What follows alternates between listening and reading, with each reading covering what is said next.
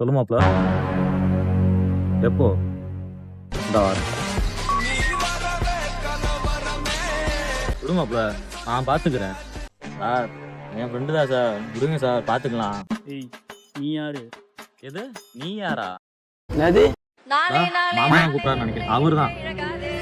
மாமா, நான் பேசுங்க மாமா. என்ன சார், பேசுங்க பேசுங்க சார். ஐயா வணக்கங்கய்யா. L3 ஸ்டேஷன்ல இருந்து ரவிக்குமார் பேசுறேங்கய்யா. ஐயா இவனுக்கு இதே வேலையா போச்சு.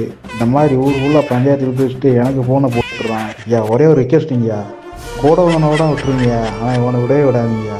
खत्म, बाय बाय, टाटा, गुड बाय. தம்பி, நீ கிளம்பு. Thank you sir. வரேன் மாப்ள.